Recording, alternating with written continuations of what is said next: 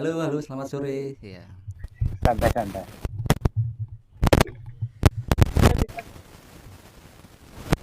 kembali lagi di bisik dua ini ya. Gua Mas. Kembali lagi sama host insidental Simbuk ya kan. Dan Mas Eko Bahan Prasetyo, Tertawalah sebelum tertawa itu juga. tertawalah sebelum tahu. Betul. Sore ini tadi gini Mas. Kita rencananya mau yang santai, Mhm. yang santai. Tapi sebelumnya kayaknya Mas Eko ini perlu perkenalan sedikit. Bagaimana backgroundnya, bagaimana kesibukannya hari ini gitu. Waktu Nama medianya biasa dikenal tuh Twitter, ya, Instagram, Facebook dan beberapa media yang lain tuh EW Prastio. Ewi Itu nama Prasetyo ya. medianya. Cuman kawan-kawan psikologi tepatnya biasa panggil NAP, NAP Betul, betul, betul. Terus untuk backgroundnya gimana nama. Mas backgroundnya? Kalau dalam hal kegiatan pendakian gunung, saya Ya. lebih cenderung ke, kan fakultasnya psikologi, Ya. disiplin ilmu saya psikologi. Jadi arahnya ke praktisi psikologi alam terbuka. Jadi saya membedah dari sudut pandang psikologi kegiatan-kegiatan yang dilakukan di alam terbuka. Oke. Kalau Kalau kegiatan dalam organisasi hari ini? kalau saya lebih condong ke penyusunan ini, Mas, penyusunan kurikulum-kurikulum kegiatan alam terbuka. Jadi seperti di organisasi internal di Undar juga, di Darul Ulum, juga biasanya nyusun-nyusun kurikulum-kurikulum kegiatan alam terbuka. Oke. Capaian sudut pandang psikologi. Siap, siap. Ini kayaknya agak member nih dengan pembahasan kita. Nah, Ya. karena gini Mas, ini temanya kan ini pendakian, persiapan pendakian di era new normal lah. Betul, Atau betul. bagaimana? New rules. Bagaimana sih pendaki hari ini mempersiapkan diri untuk keadaan yang sudah berubah? Artinya kita dalam keadaan pandemi saat ini, di mana beberapa gunung hari ini kan sudah dibuka Mas ya, dibuka. Dan kalau kita update pada berita-berita ya, itu kayaknya juga udah ada korbannya nih. Banyak Banyak banyak banyak yang jatuh. jatuh korban. Nah, menurut Mas Eko ini gimana ini?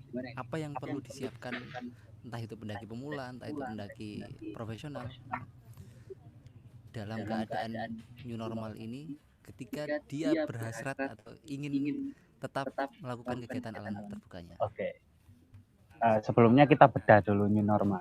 Betul. Kalau saya ini sependek apa yang saya pahami tentang new normal. Sebenarnya tiap hari juga kita new normal. Oh iya, iya. Kan tiap hari kan. Jadi kayak Biasa. hari ini sama hari besok. Hari besok pasti ada beberapa penyesuaian lagi, Betul. penyesuaian baru yang harus kita lakukan gitu. Jadi new normal ini adalah kan ketika kita menambah beberapa kebiasaan Ya. daripada yang sebelumnya, misal tidak pakai masker atau tidak cuci tangan dan lain sebagainya, kita tambahkan dengan kebiasaan tersebut Oke. di hari-hari selanjutnya kan kayak gitu. Sebenarnya kalau perbedaan secara fundamental tidak ada gitu untuk persiapan pendakian gunung, entah itu sebelum new normal ataupun pasca new normal. Tapi tetap kalau dari pendakian gunung ya sebenarnya kan ada, kalau di teorinya Colin Matlock itu ada empat kemampuan dasar yang harus dimiliki oleh seorang penggiat lah. Bisa ketika dia bilang dirinya itu penggiat alam, jadi dia harus memiliki 4 kemampuan dasar. Satu. Kalau kalau disederhanakan, saya bagi 3 aja. Kemampuannya itu ada kemampuan psikis, kemampuan fisik, sama kemampuan fasilitas Oke. atau sarana prasarana, itu termasuk alat dan lain sebagainya. Iya, iya. Nah, kalau dari Colin Matlock tadi itu sebenarnya 4 kemampuannya adalah human skill, kemudian physical skill, physical fitness skill atau kebugaran, kemampuan kebugaran, kemudian technical skill, dan yang ketiga ini yang butuh sekali pembiasaan itu environmental skill, kemampuan membaca alam, memahami alam lah. Nah, dari 4 kemampuan ini saya persimpel jadi 3 tadi. Kemampuan fisik atau persiapan fisik, kemampuan psikologi atau persiapan psikis. Iya, termasuk mental tadi. Terus yang ketiga ini kemampuan sarana dan prasarana, seperti alat dan lain sebagainya. Nah, dari ketiga ini sebenarnya kalau timbang bobotnya nih Mas. Betul. Ditimbang bobotnya itu yang paling berat itu persiapan psikis ini. Itu yang sering kali luput dari teman-teman. Betul, yang sering kali luput dan sering kali diabaikan, Oh iya. entah sengaja ataupun tidak sengaja. Karena kalau masalah knowledge nih, masalah pemahaman, masalah peralatan tadi, masuknya sarana prasarana itu kan dari peralatan, informasi tentang gunung dan lain sebagainya masuknya di Sarpras kan. Nah, kalau kemampuan knowledge ini, pemahaman ini kan sekarang media kan udah murah dan mudah Mas diakses. Betul. Jadi kita tinggal satu klik udah bisa nyari banyak hal di situ kan, entah tentang tas yang bagus yang mana, terus persiapannya apa aja, alat-alat yang buat survival apa aja kan banyak di situ. Tapi untuk yang psikis ini kan dia itu fungsinya di penerapan kan. Betul. Saya pernah ada salah satu pengalaman mendaki bersama kawan-kawan yang bisa dibilang kawan-kawan yang expert di bidang pendakian. Pengetahuannya udah high level lah, udah paham semua tentang pendakian gitu. Cuman problemnya dia ini kurang dalam mendaki, makanya pengalaman mendakinya itu kurang. Tapi untuk pengetahuan pendakiannya dia tinggi. Gitu. Mumpuni lah ya. Betul, mumpuni dia kemampuan pendakiannya. Tapi untuk pengalaman pendakiannya masih baru beberapa gunung. Nah, ketika pendakian bareng saya, singkat cerita ada peristiwa di lapangan. Tepatnya itu hipotermia, penyakit hipotermia. Yang bersangkutan tadi? Bukan, ada orang nih, ada orang yang kena hipotermia. Terus, nah si teman saya ini kan dari segi pengetahuan dia sangat paham sekali tentang penanganan apa yang harus dilakukan. Karena memang dari pengalaman psikisnya atau pengalaman kesiapan mentalnya ini dia belum terlatih, tiba-tiba dia blank ketika tahu peristiwa aslinya. Di kota, di kelas, di dalam teori itu dia paham hipotermia harus seperti ini gitu penanganannya, tahap-tahapannya. Tapi ketika ketemu case yang real gitu, di lapangan, itu tiba-tiba bingung harus ngapain seperti itu. Dan beberapa kali Mas saya nemui kasus-kasus seperti itu. Fatal berarti Mas ya. Betul. Jadi sebenarnya kalau bisa disimpulkan di sini yang harus benar-benar dipahami atau dipersiapkan lebih matang itu kemampuan psikis. Itu kemampuan yang benar-benar bisa, kemampuan mental yang siap untuk melakukan apapun. Kalau seperti ini misal, kita psikisnya udah siap, tapi knowledge-nya kita belum. Itu bisa dicari ketika di lapangan. Misal hal sederhana misalnya, kita nggak tahu caranya keluar dari tersesat misal. Kita nggak tahu caranya keluar dari tersesat. Ini knowledge-nya nggak tahu nih, pengetahuannya nggak tahu. Tapi mental kita siap. Dan ketika kita tersesat, akhirnya kita kan banyak di situ analisa medan, improvisasi, dan akhirnya bisa keluar dari keadaan tersesat tersebut. Itu kan berarti dia dari pengetahuan enggak ada, belum punya. Tapi kalau dari psikis dia kuat, kemungkinan dia bisa keluar. Artinya gini Mas, bagaimana seorang pendaki, entah itu pemula atau expert, melatih atau mengasah skill yang psikis tadi untuk persiapan mental dan macam-macam, itu dia perlu mengikuti apa atau dia perlu mengakses apa? Oke. Bentar Mas ya, saya ngambil tembakau dulu. Oke, siap.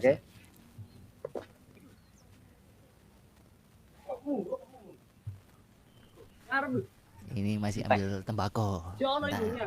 Nyar Bang. Oh iya. Ini nanti bisa di skip gimana Mas ya? Tapi dimasukkan juga nggak apa-apa, lucu loh Mas. Biar natural kan? Iya. Biar tahu ini aslinya gimana. Oke. Ini aku rotok, gak nyambung ngono sampean iki no. Siap. Sampean perbaik. Gimana tadi? Oke.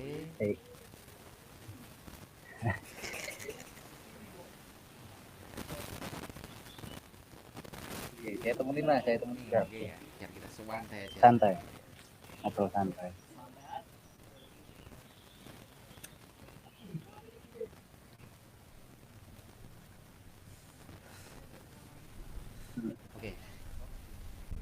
Wes.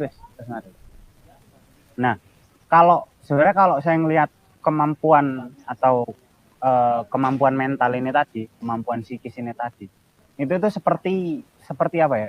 Dia itu tentatif, Mas. Jadi dia itu naik turun, dan untuk kita bisa mengontrol, kalau di psikologi kan ada namanya self control gitu. Siap. Ketika kita bisa untuk mengontrol kemampuan psikis kita tadi, ya berlatih, Mas. Jadi terus diasah, betul. Jadi seperti pisau lah, ilmu pisau. Jadi asah, nanti akan bisa stabil sendiri hal-hal seperti itu.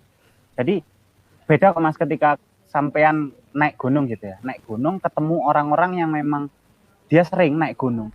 Ketika menemukan suatu peristiwa yang misal peristiwa kecelakaan di gunung atau peristiwa orang hilang, dari segi tanggapan, respon pertama itu pasti dia nggak panik, terus dia nggak bingung mau ngapain. Dia langsung taktis. Jadi aku harus tenang, langsung merunut, harus ngapain itu udah tahu, ya? Udah kegambar. Ya. Karena itu kan hubungannya sama persiapan psikis. Betul. Nah, artinya gini, Mas, ketika artinya gini, kita sama-sama memahami atau kita sepakat dulu bahwa hari ini tidak semua orang itu memiliki kemampuan itu ya. Tidak semua orang memiliki kemampuan itu, tapi semua orang ingin melakukan kegiatan alam terbuka yang dalam tanda kutip itu beresiko untuk keselamatannya sendiri. Nah, sedangkan hari ini kita belum ada protokol khusus ya yang menseleksi bagaimana ini layak untuk mendaki dengan medan ini, atau ini tidak layak mendaki. Kan selama ini setahu saya secara awam ini kan hanya tes kesehatan, terus izin tetek menge ini absen gitu aja, Mas.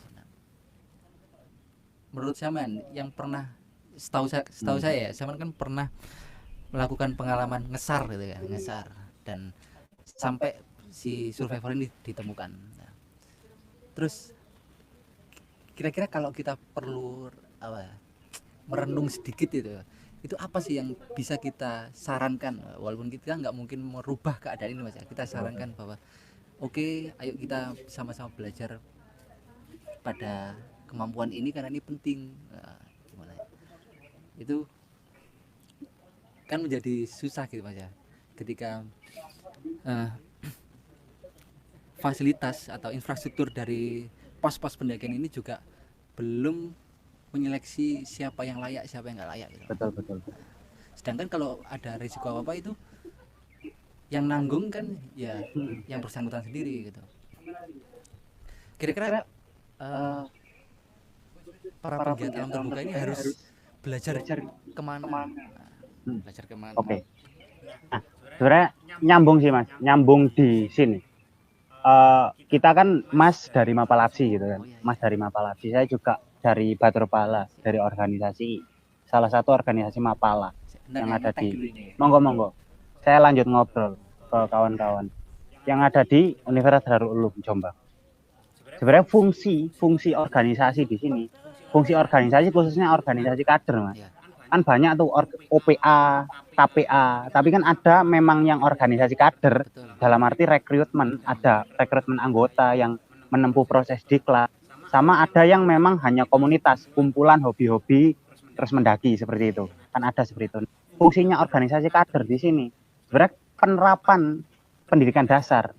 Itu yang ditempa itu sebenarnya bukan lebih ke pengetahuan, kalau saya ngelihatnya itu. Sependek apa yang saya tahu. Jadi yang ditempa pada saat pendidikan dasar itu lebih ke persiapan psikisnya, persiapan mentalnya gitu.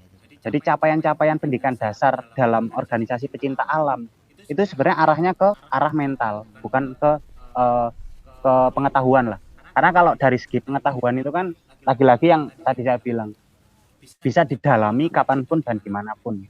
Tidak usah masuk organisasi untuk tahu caranya mendaki gunung, tidak usah masuk organisasi untuk bisa memilih tas yang bagus atau enggak, kan kayak gitu.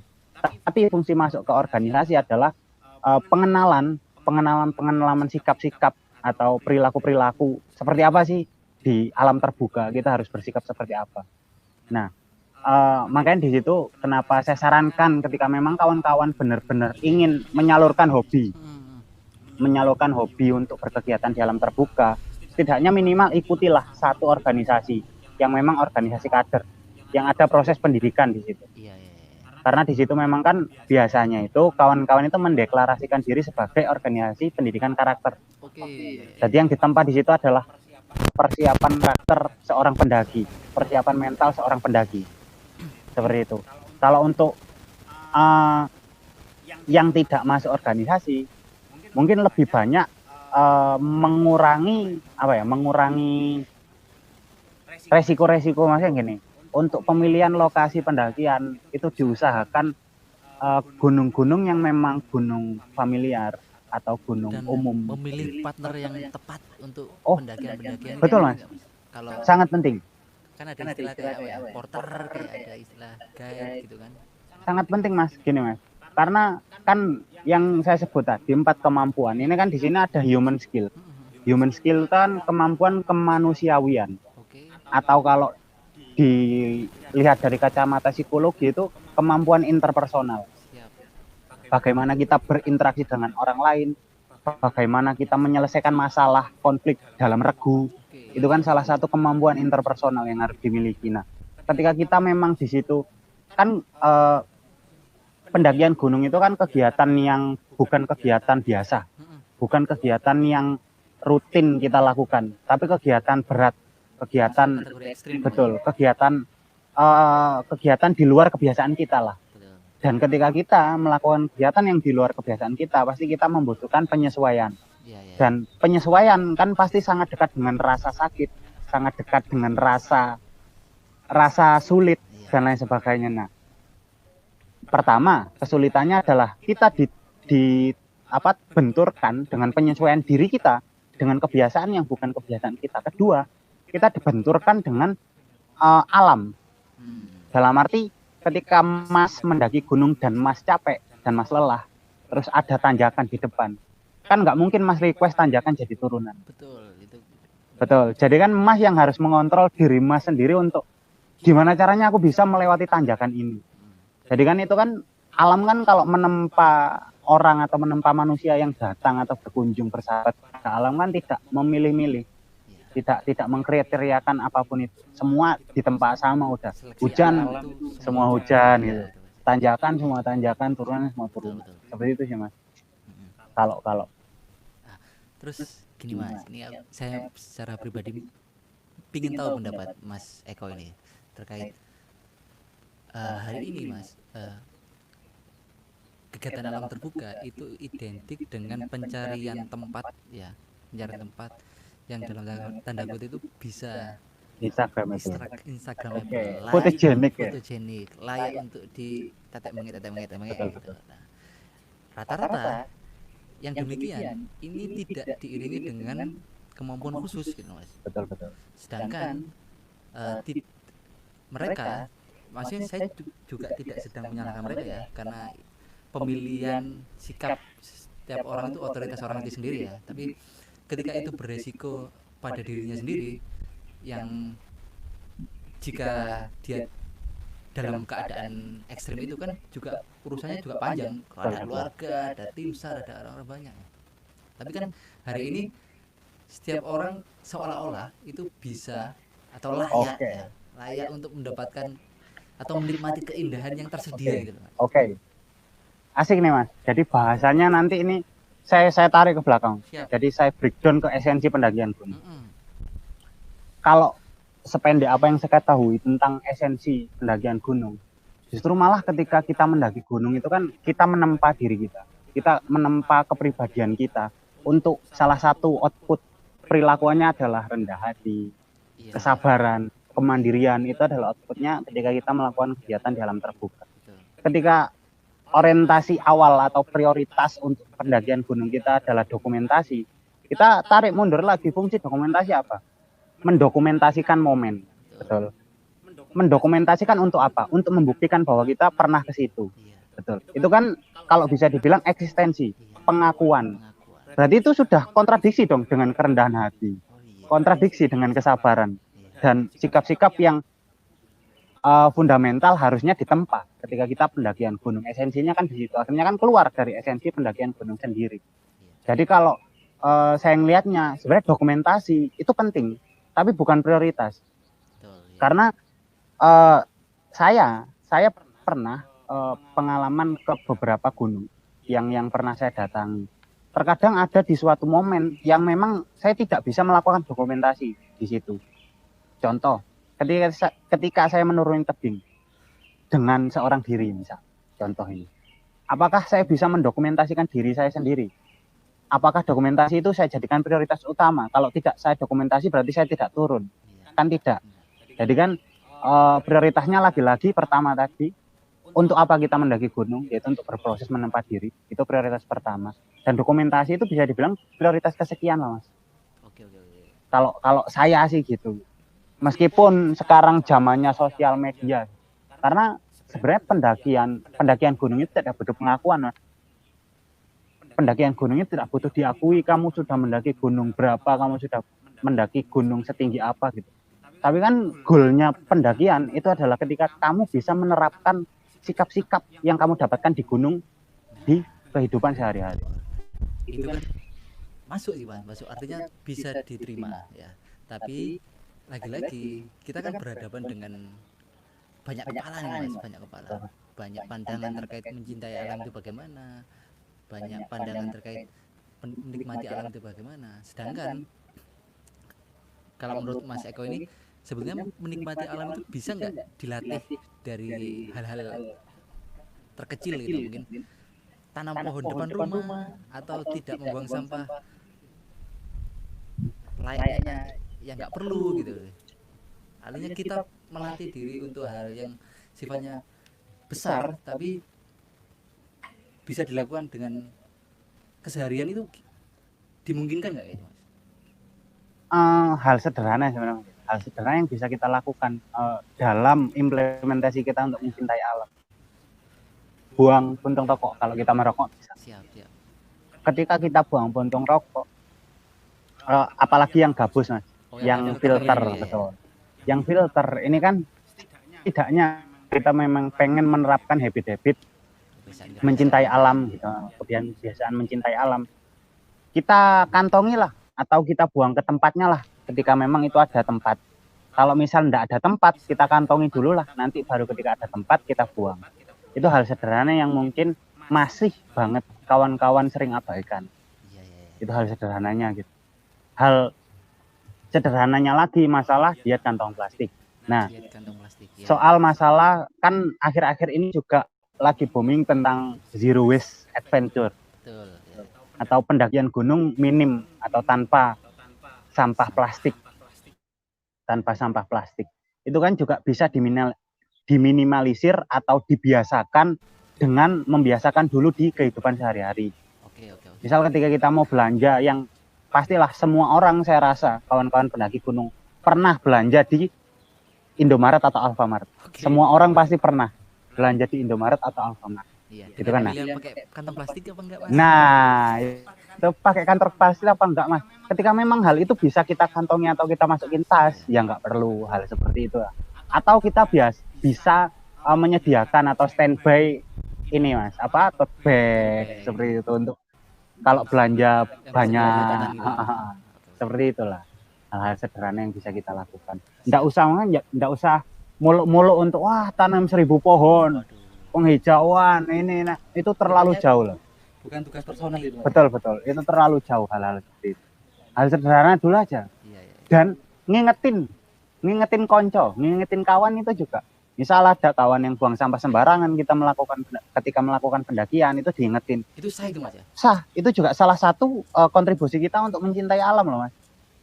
Mengingatkan teman itu. Itu sih, Mas. Menarik, Mas. Terus ini kita sedikit kembali ke tema, Mas ya. Terus hari ini menurut ini agak jauh tapi ya kayaknya masih relevan gitu, Mas ya. Jadi menurut Mas sendiri apa yang perlu dilakukan pos-pos pendakian nih, Mas ya? Pos-pos pendakian atau kalau kita bisa bilang pekerja TNBTS gitu loh, Mas.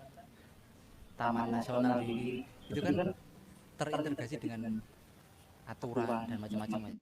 Ini juga sependek yang saya tahu juga belum beres-beres amat. Itu apa yang bisa dilakukan atau apa ya? lebih ke saran-sarannya apa gitu Mas. Iya, kalau bisa kita walaupun kita belum bisa merubah banyak hal gitu. Saya saran ringan yang bisa sampaikan sampaikan mungkin tidak dalam dalam kebijakanku sendiri, kita tidak sedang melewati kebijakan sendiri, cuma pada teman-teman yang jadi pertanyaannya itu mungkin lebih di kayak gini, apa yang bisa dilakukan regulasi? itu. Apa yang bisa dilakukan regulasi? Kalau kita kan tadi bahas soal kesadaran pendakian kan ya, sekarang apa yang bisa dilakukan dengan regulasi gitu? Iya. Oke. Kalau saya ngeliatnya gini Mas, kan pendakian gunung rata-rata kan sekarang sudah punya pos pendakian gitu. Oke. Iya. Meskipun ada beberapa gunung yang memang masih belum terorganisir dari entah itu Pemda atau perhutani setempat lah, Iya. gitu. Kalau yang memang sudah ada posnya, setidaknya ada regulasi yang memang membatasi, itu pertama. Pembatasan pendakian per hari. Itu wajib gitu. Karena apa? Satu, untuk kuota nih Mas ya. Betul, kuota, membatasi kuota pendakian tadi. Satu, untuk meminimalisir terjadinya laka di gunung. Karena kan kalau rame nanti bisa laka itu kemungkinan menjadi besar gitu kemungkinannya. Laka untuk pembatasan ini tadi. Terus kedua, kita juga salah satu untuk apa ya? Untuk menjaga alam juga, Mas. Kalau misal hutan gunung itu kan punya waktu recovery, Mas. Jadi waktu dirinya untuk menumbuhkan rumput-rumputnya, terus mengasrikan hutannya gitu. Nah, ketika memang pendaki ini tidak dibatasi dengan kuota dan selalu secara masif tiap hari dengan beratus-ratus orang, itu kan akhirnya alam tidak punya ruang untuk membenahi diri gitu. Alam akhirnya menjadi apa? Rusak gitu. Karena nggak diberi kesempatan itu. Betul, seperti yang terjadi di Semeru. Salah satu studi kasus di Semeru. Pernah sekitar tahun 2012, Mas. Itu ada waktu, biasanya kan Semeru itu tutupnya itu di akhir tahun sampai awal tahun. Betul, untuk recovery. Nah, dia tahun 2012 itu sempat diperpanjang, Mas, masa tutupnya. Biasanya kan 3 sampai 4 bulan. Itu lumayan diperpanjang waktu 2012. Betul. Untuk apa? Hanya untuk menumbuhkan rumput yang di Tanjakan Cinta. Hanya untuk menumbuhkan rumput yang di Tanjakan Cinta. Ditebar pupuk lah, ditebar bibit dan lain sebagainya. Ternyata ada perubahan yang signifikan di situ. Padahal udah, karena apa? Karena terlalu sering atau terlalu banyak orang yang melewati itu. Gitu. Di jalur-jalur itu. Betul. Jalurnya dulu, kalau sampean dulu pernah ke Semeru sekitar tahun di bawah 2012 gitu. Jalurnya kan satu, Mas. Betul. Sekarang bisa dilihat sendiri berapa. Nah, hal-hal seperti itu loh. Seperti itu. Jadi kita belajar, kita berlatih di alam. Tapi kita juga harus menjaga dan merawatnya. Karena itu tempat tempat belajar dan tempat berlatih kita. Alam adalah guru kita. Iya, kayaknya ini obrolan kita ini masih panjang sebetulnya Mas ya. Betul, masih dimungkinkan banyak hal yang bisa dipertanyakan. Tapi kayaknya waktu juga perlu kita perhatikan gitu kan Mas ya. Kira-kira 1-2 pernyataan terakhir lah untuk kami sebagai pendengar atau apapun yang urusannya dengan hal-hal yang kita bahas beberapa menit yang lalu. Apa Mas? Pesannya ya. Kalau saya sih gini, persiapan untuk pendakian gunung itu sangat penting. Jadi gunung tetaplah gunung dengan segala kemungkinannya. Kita manusia yang diberi akal sama Tuhan, yang bisa menyesuaikan diri terhadap gunung. Jadi bukan gunung yang harus menyesuaikan kita, tapi kita yang harus menyesuaikan kepada gunung. Alam kakak kita. Betul. Siap. Terima kasih Mas Eko waktunya. Terima kasih untuk semuanya, dan saya akhiri dengan terima kasih aja, tanpa salam, tanpa apa-apa. Sehat selalu. Salam lestari. Salam lestari.